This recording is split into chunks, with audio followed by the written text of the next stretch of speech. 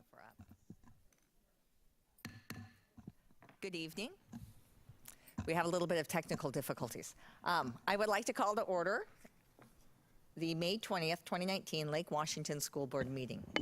So please let the record reflect that all board members are present. And I will now entertain a motion to approve the May 20 agenda. Move approval. Second. It has been moved by Director Carlson and seconded by Director La Liberty to approve the agenda as presented. All those in favor, please signify by voting aye. Aye. Anyone opposed? Motion carries. Okay, so now we will move on to public comment. And just as a reminder, the board does value engaging with the community and hearing directly from our public. And there are multiple ways to share your comments and opinions and or concerns with the board, including through email, phone calls, letters, or personal meetings. On a regular basis, we do give the opportunity to speak. We do have public comment this evening. Please note that this is not a question and answer session with the board. The board and superintendent will not be able to respond to community members during public comment, as our goal is to listen and to learn from you. And we are committed to ensuring a response to your comments. So each individual has provided up to 3 minutes to speak, and in order to ensure that we hear from a variety of people, individuals cannot share or donate time. It is also important for all our community members to feel welcome and safe during the board's business meeting, and the board does not take public comments on issues related to personnel or individually named staff at board meetings. Audience members are expected to treat all attendees with respect and civility.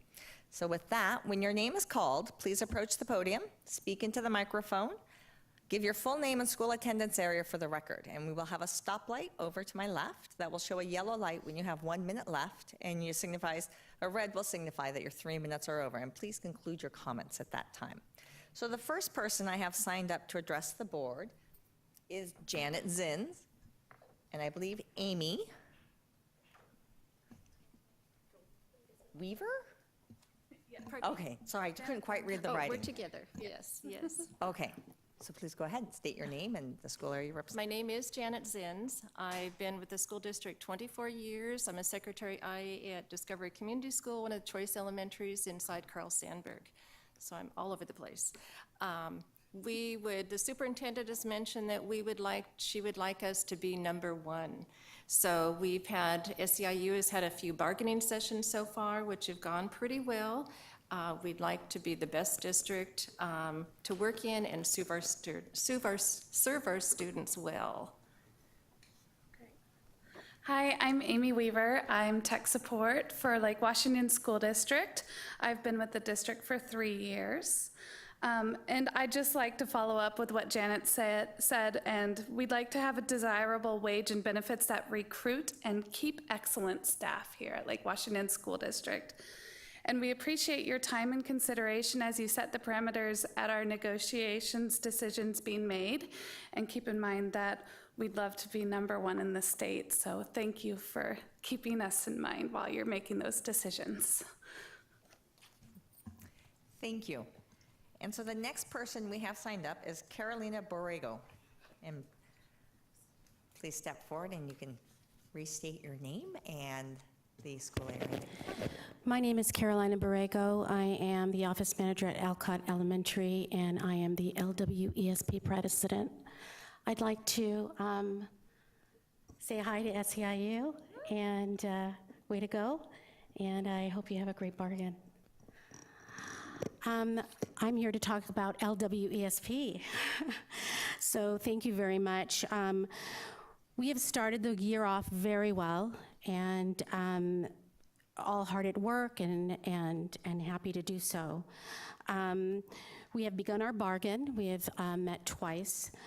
We are optimistic. The McCleary promise, members are watching our bargain and very closely. Many of the members are here with us today. They're asking about our bargain, maybe more than years in the past. Teachers are being paid very well. North Shore, Shoreline, Mercer Island, Seattle, all got double-digit increases. I thank you for your time. I hope that our bargain going forward is a successful one. Equity for all. Thank you so much. Thank you very much. Is there anybody else who would like to do public comment who did not get the chance to sign up? Seeing no one, with that, I will go ahead and close public comment. Thank you very much. And from there, we will move on to our consent agenda. So I will now entertain a motion to approve the consent agenda. Move approval? Second. It has been moved by Director Carlson and seconded by Director La Liberty. Dr. Staben, will you pull the board? Yes. Cassandra? Yes. Eric? Yes. Chris? Yes. Mark? Yes. Siri? Yes.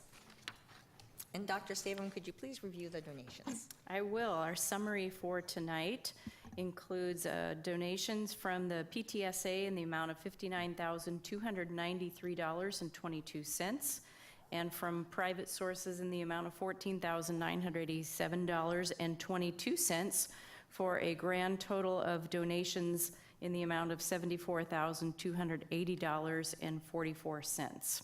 We are very appreciative of those funds and the way that that makes a difference for our schools every day. Thank you very much. So with that, we will be moving on to our non-consent agenda.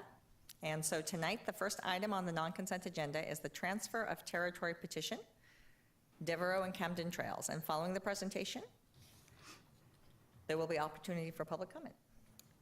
Okay.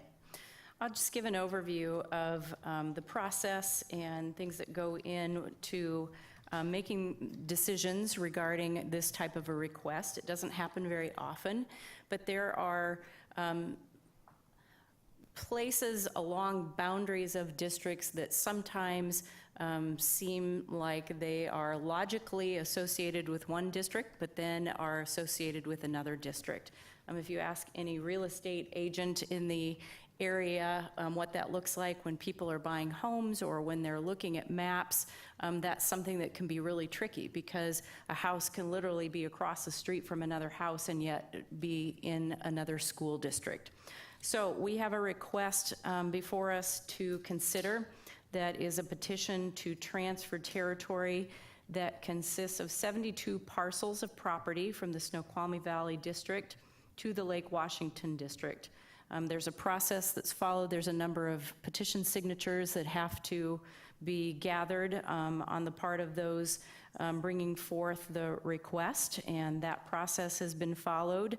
That then requires us to take action along with the Snoqualmie Valley School District and look at negotiating a solution to that. So President Bleasner and I and Barbara Posthumus met with representatives from the Snoqualmie Valley School District, including their superintendent, their board president, and their director of business services. And we go through a number of areas when making this consideration. And I will say that a lot of documentation is required and used, and there's a great deal of information that's brought forward to consider this, because we know that there are pros and cons and a lot of people involved. There's the present need as well as future implications for these kinds of decisions, and so we do our very best to think in as many directions around a decision as we can. The first area that we considered looking at actual data from both districts is student educational opportunities, meaning can students get a good quality education in both school districts? The second is the safety and the welfare of students. Is there a significant difference in health and safety opportunities for students in one district over another? The third is the history and the relationship of the affected property. Where does it sit? What are some other legal considerations or land barriers or land use? All of those kinds of things come into play. Then we look at number 4 is the geographic accessibility and travel time. And there are certainly some physical features and some characteristics of this particular request. However, one of the things that we look at is the actual travel time for our own students. And we know that we have students within Lake Washington School District who have bus rides that can be quite lengthy as well. And so I think many of us school districts in our area have those kinds of considerations. And distance might be a factor, but it's also time due to traffic and other things that influence bus route times. The fifth area is funding sources and equalization of tax burdens, meaning what is the impact to the taxpayers in both of those districts. And then finally, number 6 states equitable consideration of other factors. And so for us, one of those considerations, of course, is our enrollment and a growing enrollment and what those projections look like in the near future as well as the long-term future, and what the long-term considerations might be if a request is granted. And so those are some of the things that we take a look at, along with all of the data that goes into those particular areas. So tonight, the board has a decision to make in terms of granting the request or denying the petition. And so I'm going to turn it back to President Bleasner for her direction for the board to make a motion. So before I ask for any discussion with the board, is there any person here for public comment on this topic? Okay, seeing no one, I will turn it over to the board for any, I will now entertain a motion. Do we need to close the public hearing on this before we entertain a motion? It's procedurally? It's not a hearing. Not a hearing. Nope, it was just public comment. Okay, thank you. It's just a review.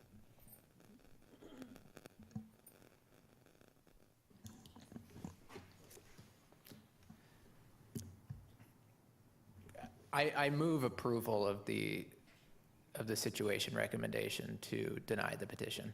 Thank you. If we need a second, I second. It has been moved by Director La Liberty and seconded by Director Carlson to approve resolution number 2272, which denies the petition for transfer territory from Snoqualmie Valley. Is there any discussion by the board?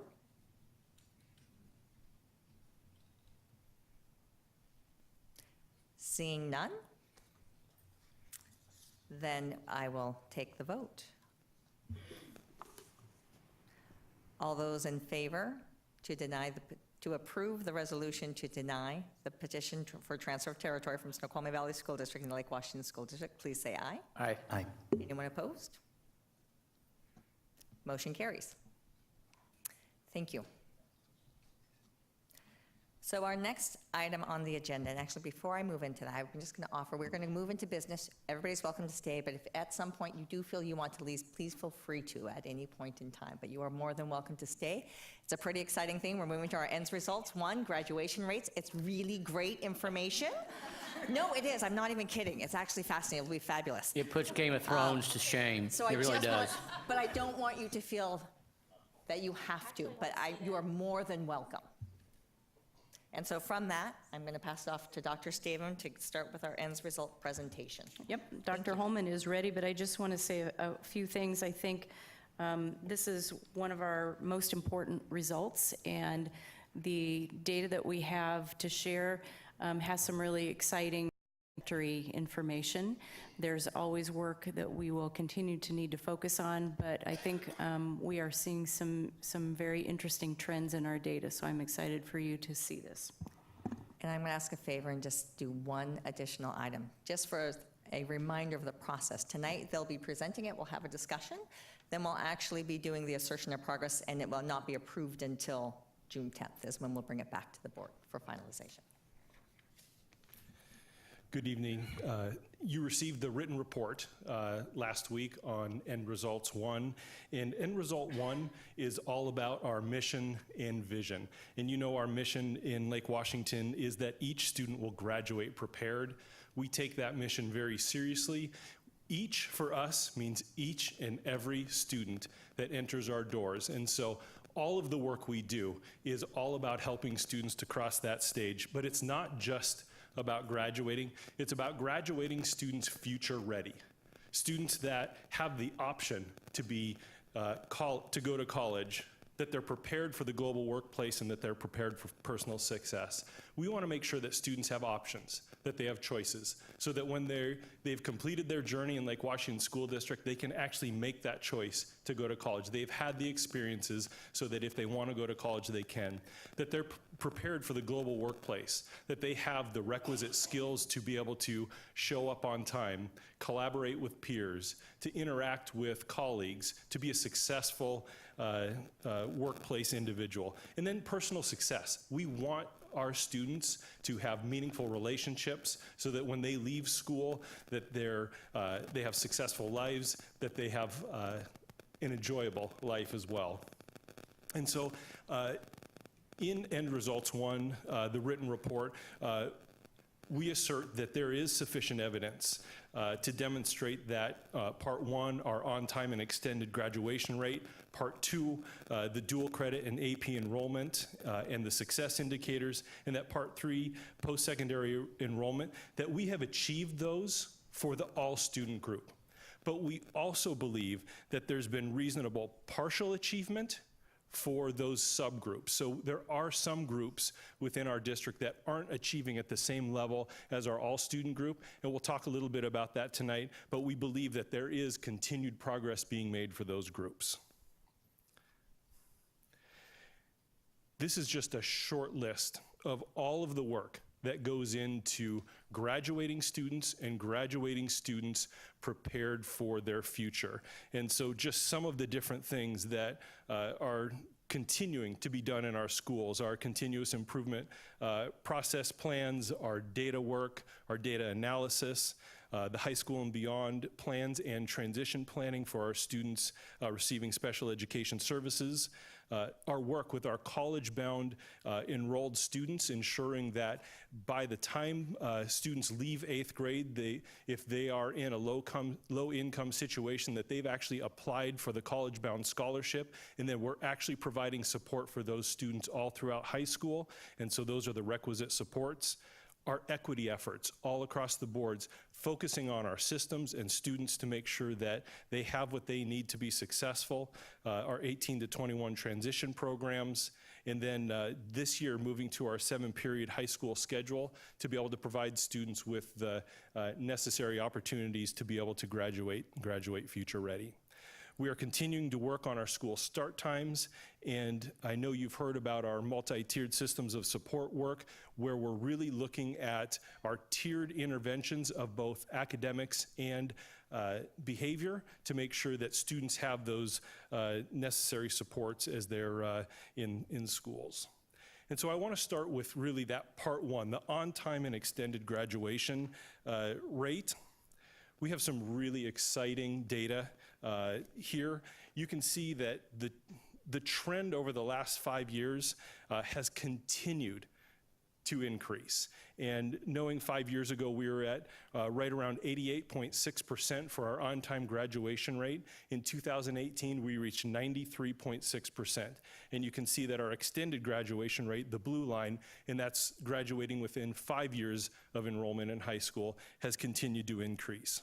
I'm not going to show every last data slide that you see in the written report, but there's some highlights that you're not going to see in the data displays that I just want to point out publicly, knowing that there are subgroups that we continue to work on and work with and focus on, knowing that there's students that are having a different level of success, and we want all of our students to have a similar level of success and all of our students graduating. For our Black African American student group, we saw that there was a 6% increase in their on-time graduation rate, and the ranking of our largest 49 districts in the state of Washington for that group actually went from 30 to 16 from 2017 to 2018. For our students receiving ELL services, their graduation rate increased by 9%, ranking going from 18 to 13. One thing that caused me to wonder was for our special education students, we really had no increase and no real decrease for our graduation rates for that group for our on-time. And then for our extended graduation rate, again, extremely high. And for our Hispanic Latino students, they increased their extended graduation rate by 4% and went from a ranking of 8 to 2. And then within that, this is where, looking at our race and ethnicity data, you can see that overall, the trend continues to be positive for all groups, with the largest gaps being for our Black, African American, and Hispanic Latino students, although all of them achieving high success. Another group that we've talked about for a number of years is our students living in low-income households. And you can see here again, continued improvement over the last 5 years, with now our students living in low-income households almost at 86% of on-time graduation rates. The next part or data set that I want to talk about is our dual credit participation. And as a reminder, dual credit is a course, it's a rigorous course taught in a college or high school that provides students the potential to earn high school and college credit. You've heard things like advanced placement, college in the high school, running start. All of those are dual credit options. And one of the indicators that we all have determined are indicators of future readiness and organizational success. And so here you can see over the last 5 years, we've had quite a dramatic, in my estimation, increase in dual credit participation. And why is that so important? Why do we consider dual credit an important key indicator? It's because we know if a student has an experience and a successful experience in that level of rigor, we know that as they transition to college, that is a very meaningful experience, and it actually prepares them for that next step. And so that's really why this indicator is here. One of the things that we know, participation is kind of step one, but success is absolutely step 1A. And so you can see here, the green bar is that overall participation rate. The gray bars show what we call success in those classes. And so we have defined success as earning a B or higher in a dual credit course. So if a student is earning a B minus or below, we're not considering that success for reporting. And so you can see here, while we increased our participation just over the last year by about 2 to 3%, the success in those courses actually stayed the same. And so and you'll see this in some of the data, as we see increased participation, we also want to see increased success. And so I want to dive into that a little bit as well. And so this is a look at the dual credit enrollment on the left and what we consider success, earning a B or higher, on the left. And while you can see for every group represented here, there's been a significant increase over the last 5 years.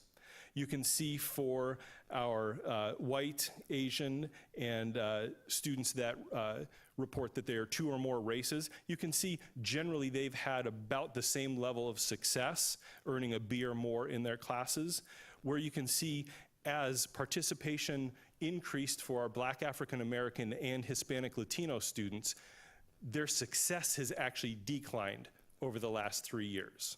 And so that's something for us as a system to pay attention to, because we want all of our students to graduate future ready, and if dual credit participation is one of those things we see as essential, we also need our students to have the tools, skills, and experiences so that they're successful and earning a B or higher in those courses. So that first data slide was overall dual credit. I also wanted to point out specifically AP.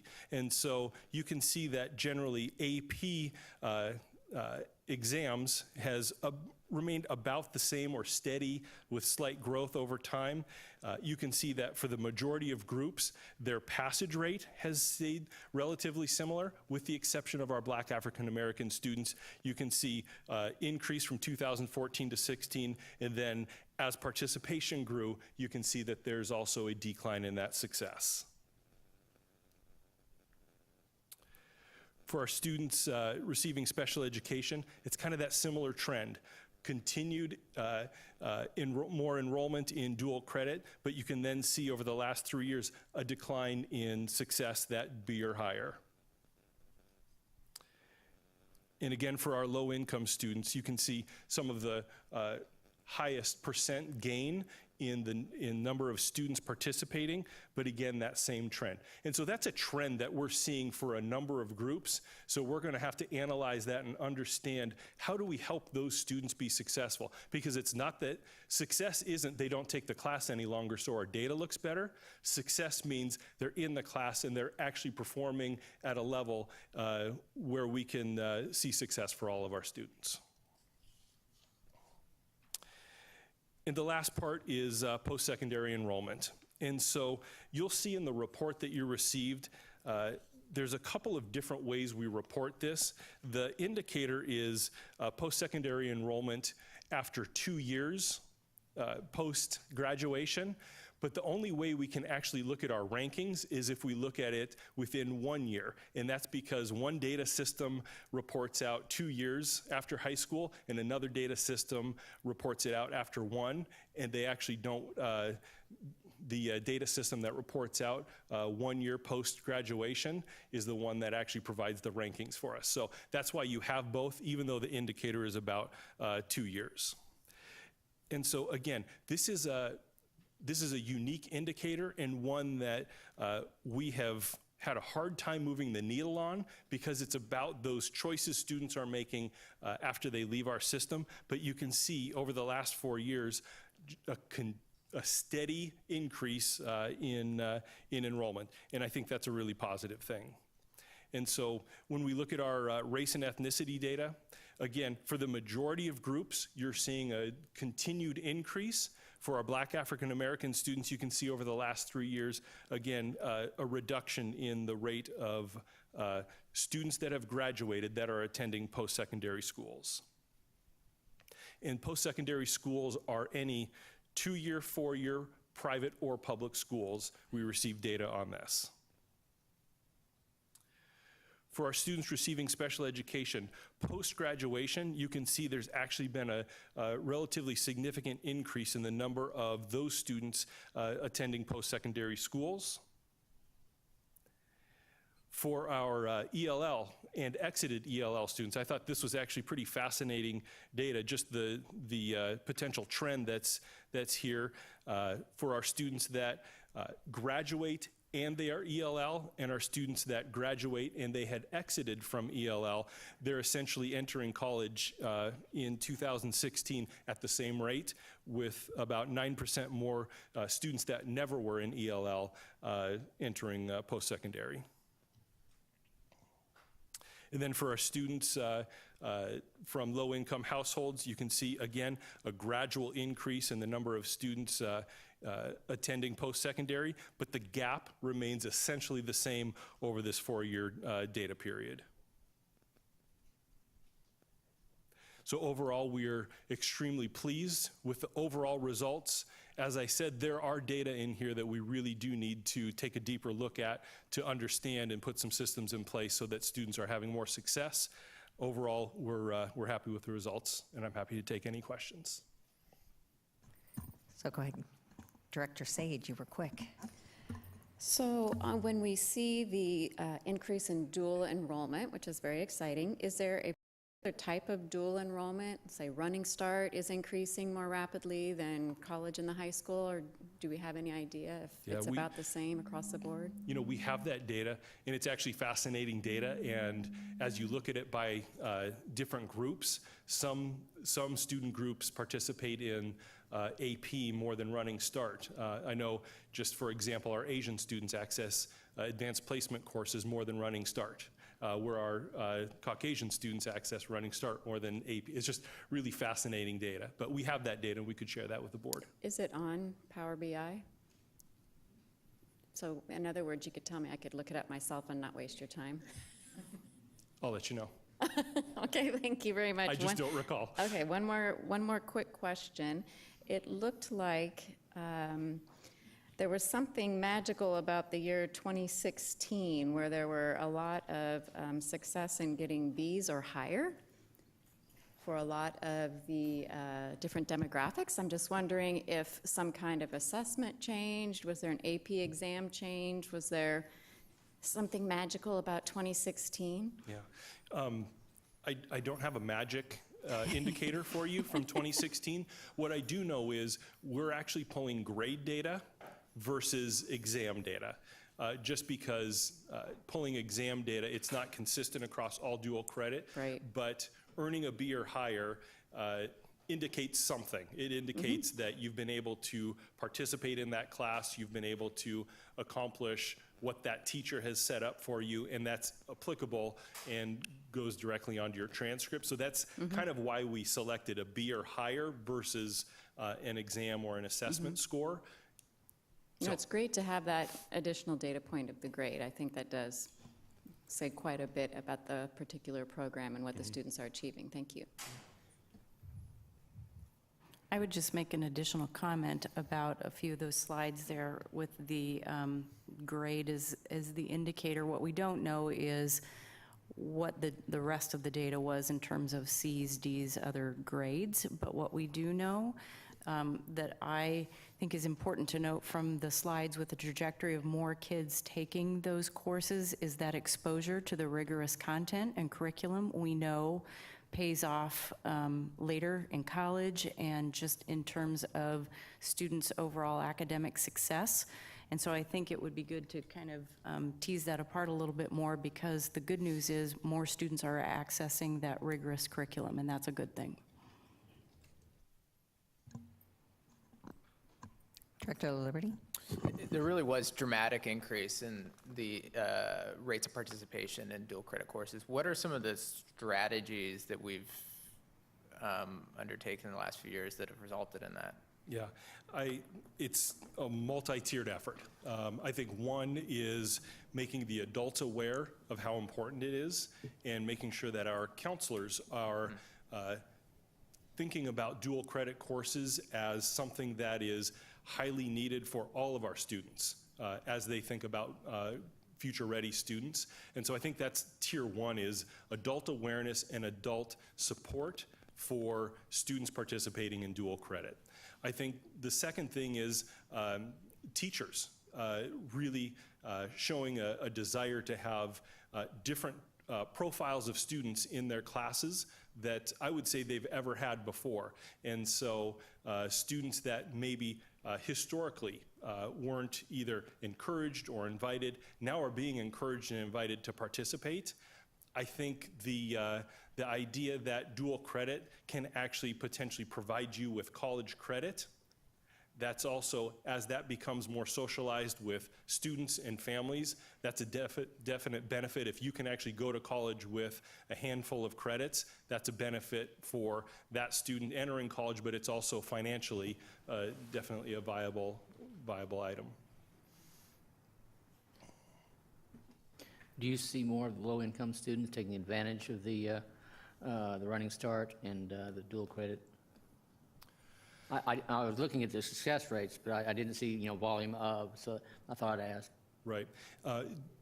This was reporting kind of overall dual credit. Yeah. I'll look on the, to see if we have all of that in Power BI, and we'll get that data to the board. Because I think the fact that economics plays a very significant role in getting those kids out from high school to the next level of education, the more we can do to promote that with a group of students that are economically challenged. It's very important. And part of it is access to Running Start, but it's also access to college and the high school. Those courses are really rigorous, and college professors coming into our high schools or our teachers receiving the training to be able to provide those courses. Our advanced placement, those are all tech prep. Those are all dual credit type courses. That's a good comment, because we also have to have the ability to offer those dual credit courses, and it has taken, I know there's been concerted effort to have teachers who are able to deliver those courses, and it's a commitment on the part of our schools, I think, to make sure that we continue to have teachers who are qualified to teach dual credit so that kids can have the access to the courses. Yeah, I have a question for you. So in looking at the dual credit, I would say, yes, it was great to have that breakout. I would echo what Director Sage had said. So as you look at that, have you given thought to what are those additional supports for those students taking those courses? Because that's that piece, right? You provide the opportunity, and success is vital, because that can also be detrimental if it's not successful. I know there's other districts that have implemented some different options for students, such as if you're taking an AP class, there's kind of an AP support, and it isn't about the content in the class, but it's what are the study skills, what are the habits, how do you take on this rigorous coursework. So it's kind of combining, if you do this, here's something that really can provide you the support needed, because this is a different kind of class than you've ever taken. And so I think we're going to have to think about that type of option, particularly with our 7-period day, providing that then wouldn't, if you will, disadvantage a student from being able to take a full elective schedule. The other question I had was, knowing that cost is a factor for a lot of the dual credit, in order to get the credit, you often have to pay for the college and the high school. Do we provide any additional support in regards, if we value, so this is just the question I have, if we value this as something that's valuable, do we help to financially support it so we remove that barrier of cost? I'll say in general, I know our schools offer financial support through some different funds they have that they can actually do that with. I don't have the actual data as far as the amount. I think that would be something we could actually get and would be good for us to know as well, and probably for the board as you're thinking about this as well, given that it is a key indicator that we aspire to. Yeah, no, I would appreciate that in doing so. The only other thing is, I was looking through the data that sort of came to mind. You spoke about the decline that we did see in those pieces, and that is a lot of concern. And I appreciate you bringing that and looking at that. And it sounds like you are going to be diving into that over the next few months to figure out sort of what might be playing into that. The other question was, will you be doing some student focus groups? I mean, that was my whole thought. Will you be directly asking those students as to what happens, what could we do, how could we, I don't know, but my thought of, it's as we increase that enrollment, that's at step one, and you mentioned that fact, and that next piece is, how do you get success, and asking them might be one of the best ways. And one of the things we've also talked about is students talking to each other, of how they are successful when they're taking a dual credit or an AP class, or any class for that matter, but sometimes peer-to-peer is as effective as us listening to them. I think it's both, but kind of helps to know how your friends are doing well in a course. And one last question. Have you looked at who, of those, we know how many have succeeded, so of those who were not able to graduate, or at this point have not, or did not participate in a dual credit, who are they? Have we dug into that to figure out who those students are? Just want to make sure I understand. Of the students who haven't graduated, did they also not take a dual credit course? No, Is I'm that sorry. Just in general, the group that didn't take a dual credit course, who are they? and what's happening with them? And why not? What's keeping them out? I don't think we have yet, but that's, I guess that would be my piece I'd Right. love to see, is a dive into that component to sort of understand that the barriers. is there a relationship between that and graduation Is there and other things? something that we're noticing that we didn't catch? So I guess that was the piece that was my other component. Director Carlson, you've been waiting. I really appreciate you guys giving me the time to get my thoughts together. So let me actually start by asking a question that is an assumption question. So back on slide 9, no, slide 12, it was enrollment, current, yeah. So when we're talking about percent of, when you say enrollment, translation, that's all 11th and 12th graders. But I assume that this means all 11th and 12th graders. Is it 91.4% of them are currently taking a dual credit course, or have taken at least one in the past? Have taken at least one. Right, okay. So that's, anyway, that helps me. And one of the things that always makes me wonder is how severe is the curve? How many kids are taking 2, 4, et cetera? And so at least one is good to know, but it's just one slice through the data. Okay, thank you. So on slide 9, I commend you. I agree. Your interpretation that you're closing the gap on on-time graduation for low-income students is real. That's an impressive closing of a gap. That's a trend that you've got enough data points. I buy it. Your interpretation, I'm very comfortable with. My problem is, then if we go to slide 22, we've closed a gap from about a 20% gap in terms of on-time graduation, but on slide 22, we've still got this 10% gap in post-secondary enrollment. And I want to know more about what is going on here, because if we're graduating more, why is it not being mirrored in post-secondary enrollment? And there's not a right answer. I just want to know what is happening. I think what will be interesting to watch too is with some additional higher ed accountability measures. Hopefully it gets a little easier to track this data, yeah. but it is some of the hardest data to track, but yet yeah. some of the most useful in terms of what's the product able to do, you know, if you will, after they leave high school, and what did they do? So I couldn't this agree is more. 2016, I'm anxious to see what 2017 and 18 look like, because I hope it's more reliable for one thing, and I hope that it's increasingly so over time as higher ed has some different mechanisms to track our students. Mm-hmm. Well, I think it'll be interesting to see, too, the legislation's impact from this last term of, for lower-income students receiving free college. Yeah. And that will, I would think, would have a major impact. I could be wrong, but... Right, and so that's something where the post-secondary enrollment, what's nice about this trend is that there is still a positive trend in our low-income students. So more of them are able to access post-secondary than have in the past. That's fantastic, but it's in parallel with our non-low-income students. So, all right, now just one nitty-gritty question, and I need help in Power BI, because there's questions that come up for me that I should be able to answer without having to ask someone in the administration. How many African Americans are in slide 14? That N should be there in the slide when I'm seeing it. And so, you know, as a statistician, I'm looking at that and I'm seeing that there's a lot of wiggle going on in that red line. But African Americans are 1.5% to 2% of our district. That's somewhere between 20 and 40 students a year. It matters who shows up, and therefore I don't have much more. I interpret trends in that line a lot less aggressively than trends for our larger populations. So on report, page 15. And I get it that it's on the report, but there are two things. A, I need it to be on the slide, and B, I need to be able to find it in Power BI. Having to refer back to the report is, you're making me unnecessarily grumpy by making me work for something that's easy. Does that make sense?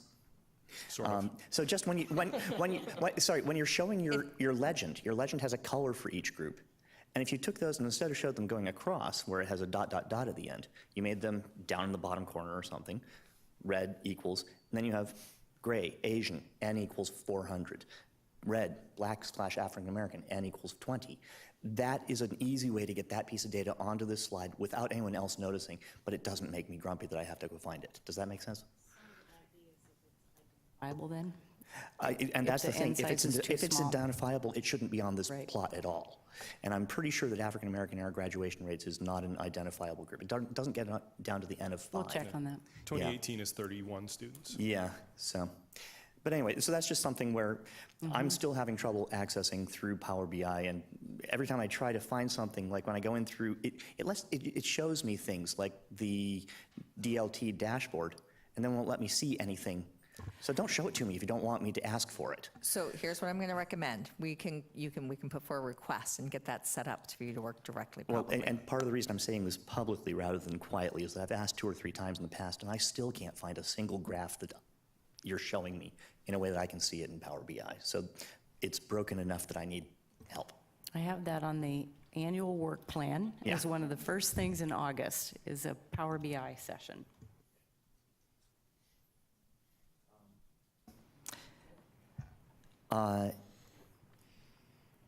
current or ever, stratified. And the last thing, and this is getting deeply into sort of trying to disentangle things. When we're talking about stratified by race, ethnicity, I see trends in the Hispanic Latino population that in some cases mirror trends in the low-income population. But I know that our Hispanic Latino population has something of a bimodal split in terms of low-income versus Microsoft Engineer. And that's one where I'd be very interested in seeing, for some of these, what happens if we stratify out the ELL students? Does that trend go away within our Hispanics or Asians? And it's really, I like to be able to say, I'm confident that our ELL program is working great, but when you're including kids who are currently in the ELL program as part of a population, then that causes trends that I might not. I'm happy saying, look, for 3 years, I don't want them included in the general population because it makes me think Hispanics have a performance gap that's really about ELL. And that's something that I just don't want to conflate these issues. I want to try and disentangle them. Some of them, that's the one I think I can argue is really straightforward to disentangle. The one that's not so straightforward is low income versus race. Because when you look at 2 or more races versus African American performance in our district, is that the number of individuals who are reporting, and where's Tiger Woods in those groups? If you're high income, do you report preferentially as 2 or more? My gut instinct is absolutely. But if there's a correlation there with low income, then I have less concern about the small population of African Americans who seem to, on average, across all the slides, have a performance gap. If that's reflecting low income correlates with reporting as African American, but I can't answer that without the data. So in here, can I just take a second on that one? Sorry. I think those are all great things, especially as we move through and talking about how we look at our results. I think those are some of the reasonable interpretation of how the data could be broken out and discussed, and that seems like the right time in which to start to really tackle that piece, because you're right, we've spoken of some of that entanglement or the co-relating factors, and how do you work through those to really do so. So, I mean, but what's great is we have much more explicit data than we have ever had. That provides a lot of really good information, and then from that, you have more questions is what happens, so. And I absolutely want to say that overall, the trends here, I am pleased to see the direction trends are going. I believe in many of these trends. These aren't flat lines, they're going somewhere. You're measuring something that matters, and it's going in a direction I'd like to see it go in most cases. So that's fantastic. Thank you. Any other questions for Dr. Holman on? Nope, we're good. All right, then I want to thank you very much for the time and the presentation and as I'm behind presenting it. It was great to be able to see that's clear that a lot of those work and strategy that's been put into place is supporting what we're looking for. So we will then have the assertion of progress that will come back in the next 2 weeks, and then we can finalize that. If there's any additional discussion there around reasonable progress, that's when we will have it. Anything else? No, thank you so much. And now, we are nearing the end. That was the last item on our agenda. We are now at board member comments. Any comments? Nope, okay. I have a meeting update for you all. On May 29th, there is the regional meeting for WASDA. That is happening out in Tahoma High School. Starts at 6. It will be touching on several different key pieces for individuals, actually directors around Director Area 2. So I will be attending as the Director Area 2 rep on the board. They'll be talking about, they have a white paper now on bargain and budgeting and bargaining. So they'll be discussing the listening sessions that took place it was in the fall. They actually did this based after the last season. And then we'll be going into some of the other discussions about the legislative work from the board side. So just if you're available, you can register. Diane can help you get registered and take care of that if you're interested in going. Did you say the times and I missed it? It'll be 6 to 8:30, if I remember correctly. It is a Wednesday, yes. It is well worth it. Gives you a chance to meet with other board directors from around the state, as well as the OSPI is typically there, State Board of Education, Executive Director from WASDA, so several people. May 29th. Any other comments? Okay, with that, our next board meeting will be held on June 10th. We will have a study session at 5. The board meeting will follow at 7. At the same time, there's actually a continuation after this meeting. Once we adjourn, we do have a study session following this, where we will do the budget process and a facilities update. So after we adjourn, we'll be heading over to the Sammamish room. So with that, I will now entertain a motion to adjourn. Move adjourn. Second. It's been moved by Director Carlson and seconded by Director La Liberty that we adjourn. All those in favor, please signify by voting aye. Aye. Anyone opposed? Hearing none, motion carries. Meeting is now adjourned.